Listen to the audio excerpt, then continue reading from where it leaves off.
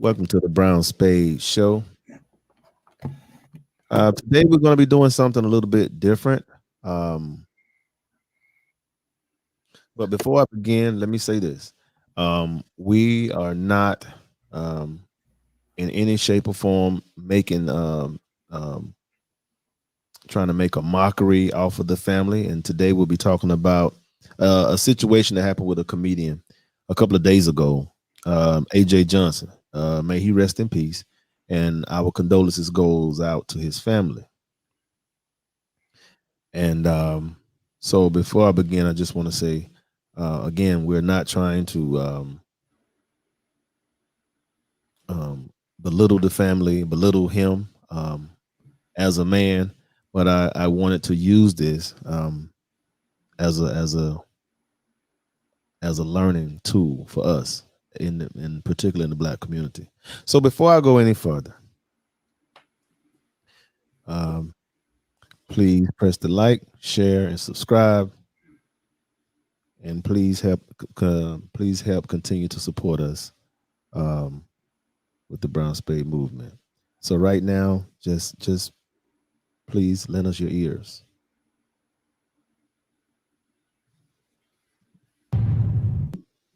I did the GoFundMe. There's $700 in there. Few of my friends cash at me, and I made that clear. I got like another 400.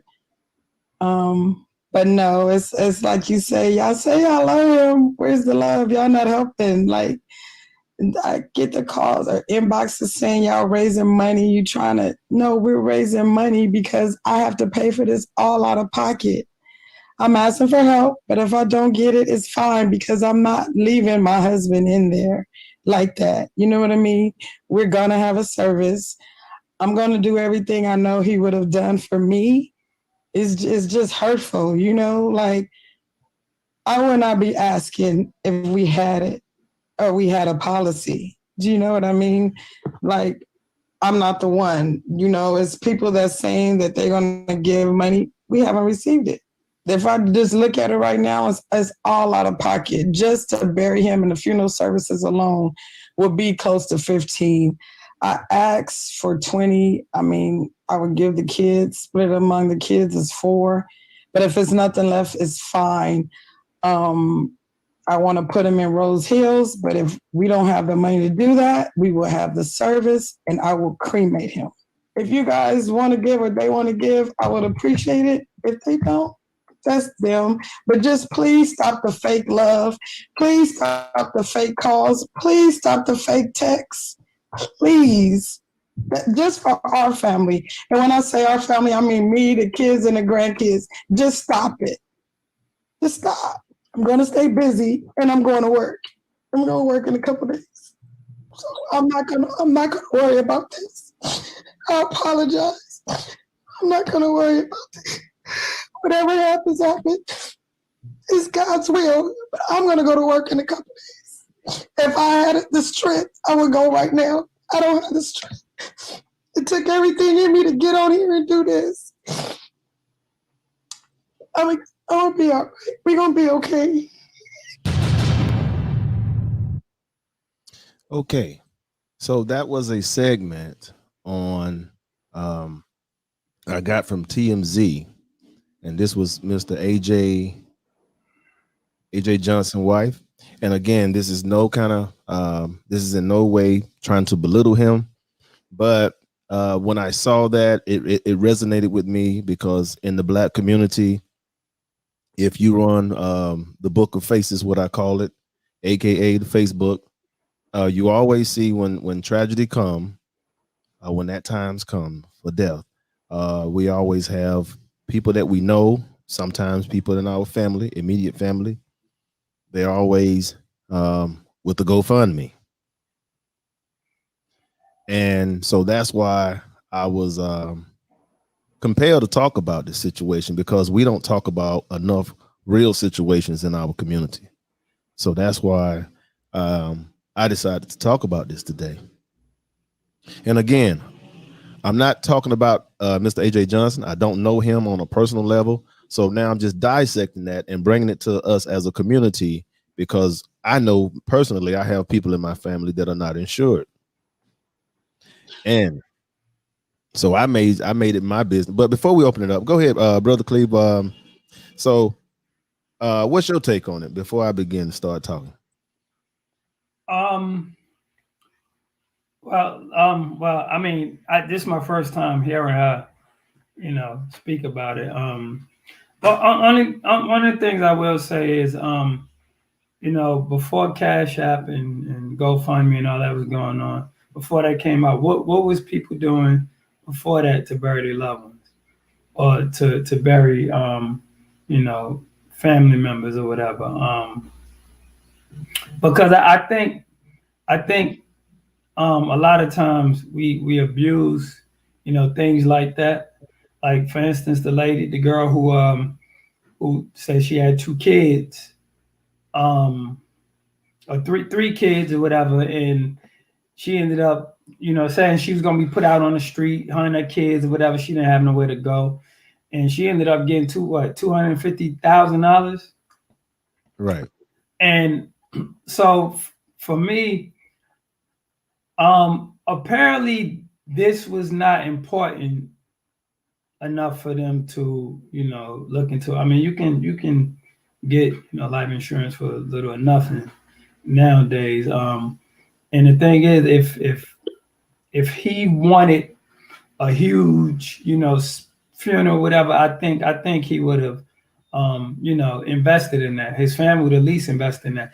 You shouldn't reach out to the public and think that they obligated to come out, because even though he was a comedian, people are sending. I think people are sending, they doses and they love, they support, but she wants money, and to me that's not good, because I mean he actually the one who put in the work.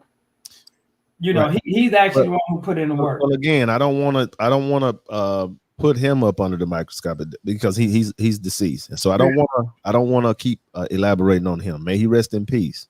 I'm talking about using this as a teaching lesson, because so many times in the Black community, this happens all the time. So this is, to me, this is just a mirror. It's just a mirror of what goes on in our community. And again, like I said, I don't know him on a personal level, so we're not talking about him. I'm talking about this situation that he's went through, or that his family is going through.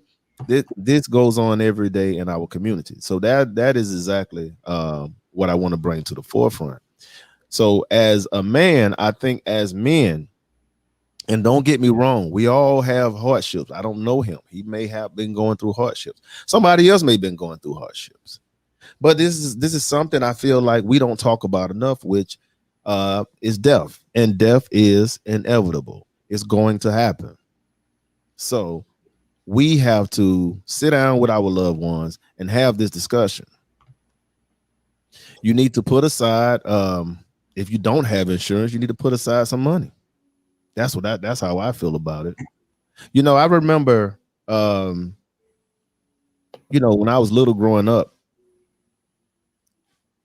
grandparents had their stuff paid off.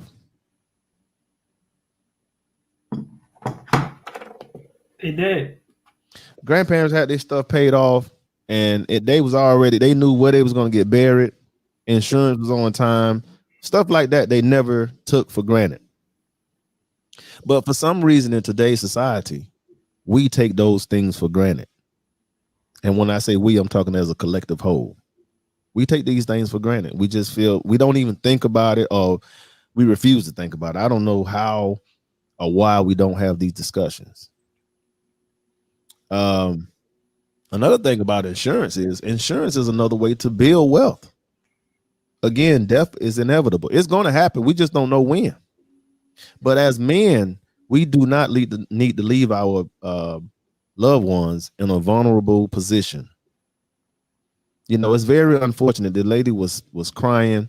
It's bad enough that she's grieving. Now she's reaching out for help. And as a man, I'm not going to have my wife in that position. I can't speak for the world. I can't hold I can't hold my brother Cleve for my responsibility. I can't do that. No. That's something I need to take care of. I need to make sure, okay, if something happened to me, will my family be taken care of? That's something that we all have to talk about in every household where there is a man. Even if there isn't a complete family unit, you need to talk about it to your loved one, somebody that's close to you. If you have kids, have the discussion. If they're old enough, talk about it. Excuse me. Yeah, I feel bad for you know, his family and his kids, or just anyone that will have to go through this. I mean, we're gonna go through death. It's gonna happen. Not only financially do you have to, be prepared for this, but mentally, emotionally, you also have to be, ready for this, because when death does hit, I mean, it will separate a family. I've seen kids, get upset with each other on the money, who's supposed to get what. I've Right. seen, the in-laws, get upset because they feel like they should have got something, since that person passed or whatever. Right. I've seen friends, it just if you don't have it in order, it will, if you don't have the discussion like you're saying, it will come to that, or Right. will. It's been other. I'm sorry to cut you off. It's been other. I've seen situations where the guy was still married. He just separated from the ex. Well, she was still the wife legally, but they were no longer together. And he met this lady. He went years. I remember seeing this as a little boy. I remember it very clearly. And he went on with this lady, and they continued their lives, for a few years. And all of a sudden, he passed away. But he never handled his affairs. So when it was time, when he expired, his wife got the insurance money. So again, as men, we have to handle our affairs. You have to handle it when you first get married. If you get a divorce, you need to start handling your affairs, because you have to rearrange things. So, you may be feeling down. Again, this is a teacher moment. This is not about, the comedian. This is a teaching moment for us so we won't be in this position. So my thing is, we have to learn. I rather learn from somebody's mistake than actually make the mistake. Yeah.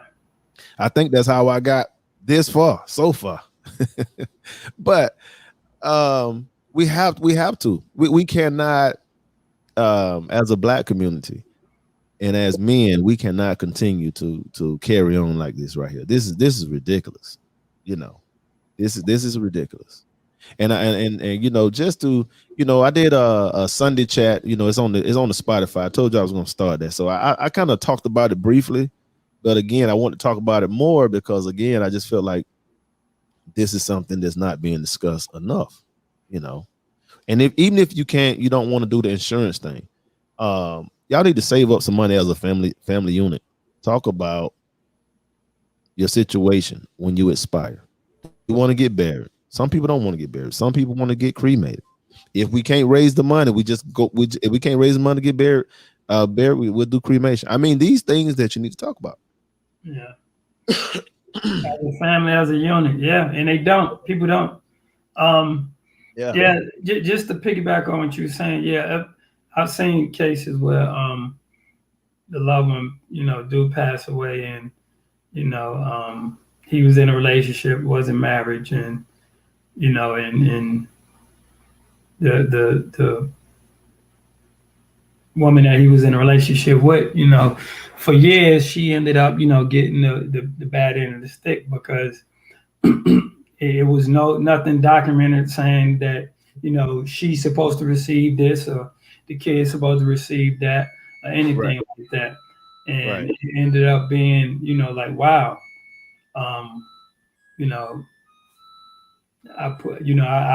know what he liked to eat. I know what he don't like to eat. I know, his favorite color, like all these things, all this time you spent with this person, understanding, knowing them, and then poof, when it comes to burying them, you have no say so because you wasn't prepared for this.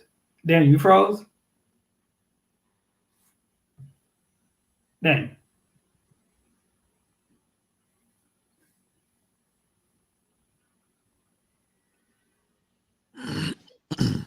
Can you hear me? Dan.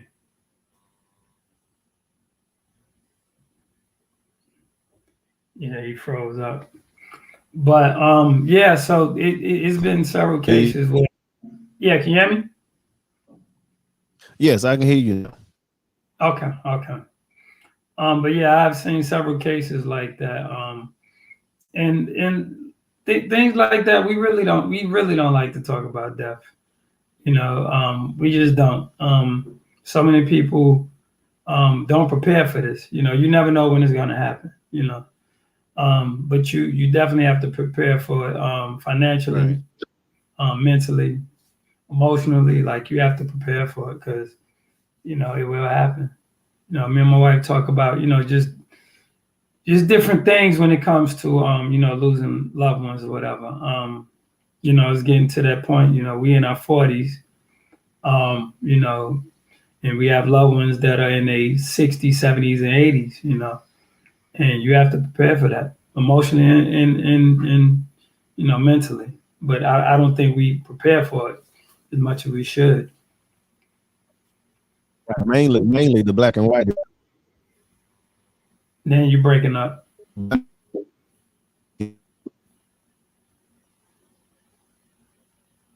You're breaking up, Dan.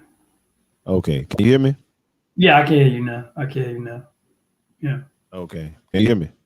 Yeah, I can hear you now. I can hear you now. The black. Keep going in and out. Yeah, you keep going in and out. But one of the things that that when my father had got sick, and the first time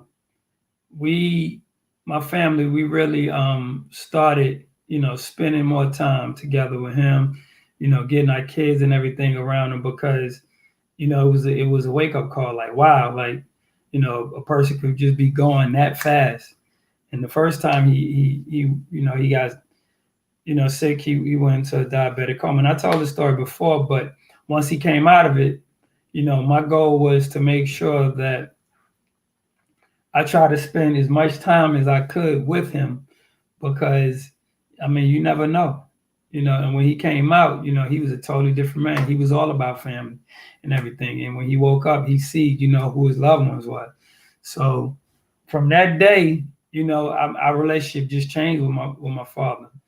And I started just bringing my daughter around more and more, and I know later on, me and her, when she gets a little older, we would have this conversation, and I would just explain to her, why I was taking her around him so much, because she used to, after she got, up in to be a little teenager, she enjoyed being around him because my father was a comedian. He was a comedian. He was real silly, but I wanted to push the issue of you have to put in that time. You have to put in that time. And I know we were just talking about, the GoFundMe and the money aspect, but I'm talking about the emotional and the mental aspect of it as well. That's something that we definitely don't even focus on. We when the person passed, we go straight to the money. We got to get up to. True. That is true. And we don't deal with the physical being of this person is actually gone. That is true, but I just got to counter that just a tad because, I'm not disagreeing with what you're saying, but when a person pass away, it is about business at that point. Oh, business start when that person passed away. Believe it. I hate to sound that way. It does. And I put it like this: it's just like Pac's song. Pac, he one of his albums, he talked about just pour out a little liquor for his home. He was talking about all the things, why his home was here spending money, balling out or whatever. And then when they passed, he did the thing of pour out a little liquor, and then he went to the point of wow, life goes on. Now we gotta, now we gotta get through all the phases of mourning, and that's the aspect that I'm coming from. Yeah, I know we all know it takes money to bury a person. Right. Whether you get your money in order, even cremation, Yeah, you may it not does. a lot, It does. still costs money. It does. And like I said, my look on it is the emotional and the mental part of it is because once the person is buried, you'll figure it out, whether they cremate or whatever. But once that person is gone, we don't deal with the fact of the times after that. We don't deal with that. Dealing with a loved one. That's People hold on to, I didn't get a chance to say what I want to say to this person, and I didn't want my father, after, like I said, after the first time he got sick, I'm at peace with our relationship, because we was able to build, a part two of something that we never did. So I'm at peace with when my father left, because I had so many loved ones that I didn't get a second chance with to even spend that time. I was spend that time. I just didn't. But I'm just adding a little different spin on it, because we. Well, let me give a quick shout out to Antonio Chico Simpson. Thank you for chiming in, brother. He typed in and told us hello. So what's up, man? And that was 6:33. Miss Rolanda Carter. She says a really sad situation. So yes, I do agree. It is a sad situation. It's very unfortunate. I think he was down on his luck. I still haven't got a chance to see one of his last interviews, but I do remember a couple of interviews before that, a few years ago, when he was saying that, he wanted to be back in the movie, and they didn't put him in those sequels or whatever. So yeah, I've seen that too. Yeah, but and the thing is, in general, I just feel like we as a community, when things happen like that, we're always looking. When we're down, we're looking for somebody to pull us out. And I just say, as men, that's why we have to prepare, so our family won't be looking for somebody to pull us out. Because this happened on again, I'm not even talking about on the celebrity level. I'm talking about everyday people like us, right? It's like you may be the one that's doing good in the family, and as soon as something go wrong, they want you to bail everybody out. Mm-hmm. So that's another thing that we don't talk about. You see what I'm saying? So, oh yeah. That's why when I paid my mom's insurance, and I told my mom, I said, look, Mom, I can't pay, my brothers and sisters insurance. These adults, and not trying to get so personal, but I'm just letting people know that, these are everyday issues that we deal with. Like I told my mom, I said, look, you need to sit them down and talk to them. I said, you good. As long as I got breath in my body, Mama, you good. That's what I told my mom. You good. Now I can't save everybody, but you're good. As long as I'm living, you're good. You're going to be put away properly. I won't be walking around with a hat in my hand. So that was one of the things I made an oath to myself, because when I found out my mom didn't have insurance, I was like, oh, no. Like, this can't happen. I refuse for it to be like that. Yeah.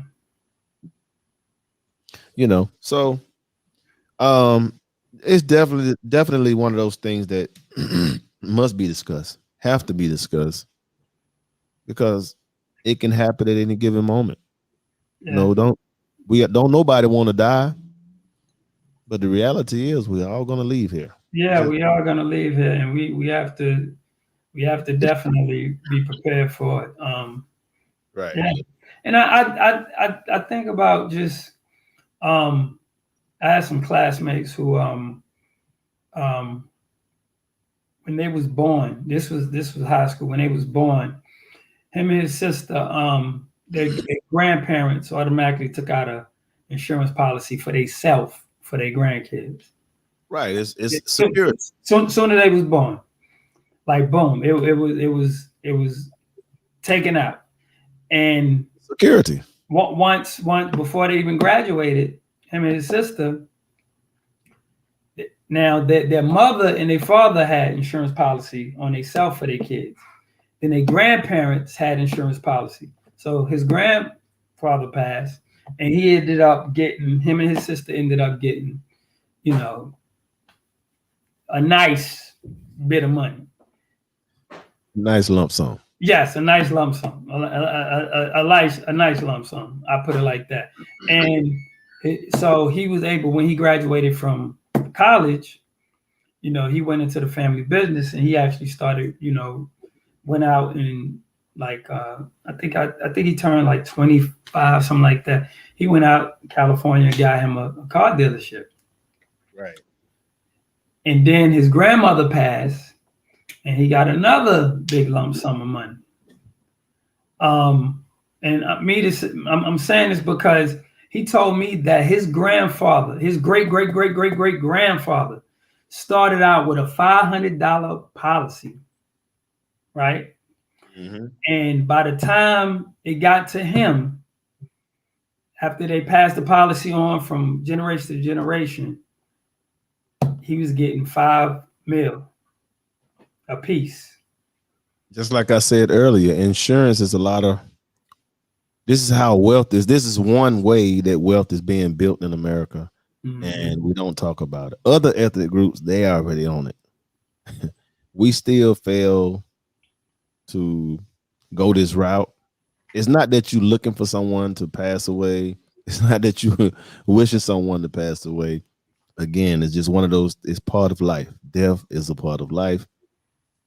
I'd rather for my people to receive something than to be trying to figure out how they're gonna put me away, begging, asking, whichever choice of words you want to use, to put me away. And I just feel like as men, we're the leaders. We have to make sure that part is taken care of, no matter what. No matter what. Yeah, and let me say this as well. If you look at, like, you know, Bill Gates and other you know, billionaires who actually, I read an article on with Bill Gates talking about he won't leave. You know, he leave a small. Now I won't say a small. He'll leave a good bit of money to his kids, but not all. And I know exactly what you're talking about. Yeah. So he says he's not going to give them his fortune. Oh yeah, because he said it's dangerous, and I understand that. And a lot of times, you can leave your kids money like that, but at the same time, like, you can leave houses and money through life insurance, but if they're not getting educated on this, it's gonna stop. Even if they're educated, it's because you can have it's a lot of smart people with addictions. Yeah. So again, you know, that's a whole nother element. I'm just saying, but I understand the theory behind what he's saying, because he's like, if you give a person too much, then they're just they're not grateful for it because they didn't work for it. And even with you know, the life insurance, because it's just so many steps and so many things in our community that we have to learn in order to, because you touched on, you know, building wealth and everything through life insurance, through investing.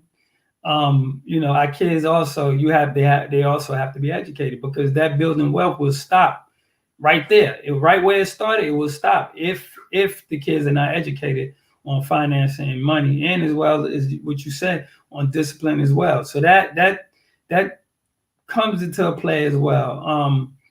I've learned a lot as far as when I was doing real estate, on just the meaning of land, and the meaning of investing, and the meaning of you know, what money looks like, you know, what wealth looks like. And it really comes from, you know, education, and also having a team and a unit, you know, that can push the issue. And you want people around you that are 3 times as smart as you. You shouldn't be the smartest person in your circle, or in your, you know, in your financial backing. You just shouldn't. Guy Daniel? No, I say I agree. Yeah, so it's a lot of things that come to play when it comes to, you know, with the life insurance and building wealth and everything. And I know this is kind of off topic, but I just want to, you know, just touch on that. because I know people were like, well, my son, he ain't worth for 2 cents, so I know I ain't leaving him no money. But education comes with that as well. Yeah, you have to put your kids in situations to where they can succeed with the money that that they're going to receive as well. Because like I was telling you, my classmate, him and his sister, they was bound to take on the family business and bound to just Right. succeed in business. Yeah. Right. I understand. Yeah. So in closing, we're not gonna go on carry on so long, but in closing, words of wisdom, anything you want to say before we close it out, brother? Well, I would say, it's sad. My condolences go out to, to his family and everything. And I hated to hear, his wife on there, speaking, in so much pain. I don't know if it was real or fake, but I did hear pain, and she did lose. It was real. Huh? It was real. She did lose. Yeah, it was a video. It was real. She did lose a family member. Lost a spouse. Yeah, a spouse. Yeah, exactly, a spouse. So I would say that you got to prepare for this. You definitely don't want to be in a situation where you have to determine whether you clear out the bank account to get everything in order and everything. And from that her speaking out, it makes me think about some things that I'm gonna even add and do into my life. Just from me hearing her speaking, just more things that I could do, as far as with loved ones and friends and family. I say family. I just say family. And just be prepared for death because it's coming. It's coming. You just got to be prepared mentally, emotionally, and financially. Yeah. Again, my condolences goes out as well. And again, man, I empathize with her because again, you're looking at somebody. Because apparently they was going through some. You could tell they was going through something financially wrong for that not to even be there, because he was in several movies or whatever. But again, we have to talk about this with your significant other. Put that emergency fund to the side, so it won't be a burden. If you're able to do insurance, because you could get the cheapest insurance, and but as a community, I just wish us the best, and I just hope we can all learn from this, so other families won't repeat this. We shouldn't let this continue to be a repeat in our everyday lives. That's all. That's what I want. If anything else, I would like for us to get something out of this for those that are not insured, that can get some insurance. Get some insurance. And I get it. You're going through hard. Some people may be going through hardships and stuff like that. But have this discussion and make a plan on what to do and how to do it, because you should not put this burden on nobody else. This burden definitely shouldn't be put on the person that's grieving. I just think it's already enough that they grieving and got to put you away. So that's why I'm saying that it starts with us as men. So on that note, we out.